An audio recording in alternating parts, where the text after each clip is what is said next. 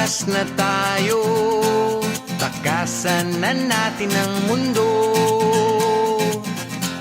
Magtago papalayo sa mas tahimik at payapang mundo. Umubulong ang hanging amihan at huni ng ibon. Dumudulog at tinatawag na tayo ng bundok.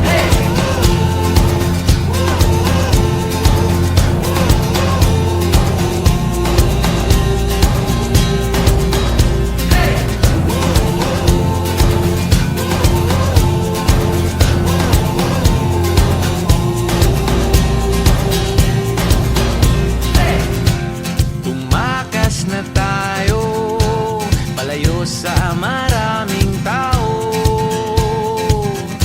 Tumiwalay at magtago sa maingay at malabong mundo. Bumubulong ang hanging habagat at hampas ng alon. Dumudulog at niyayakag na tayo ng karagatan.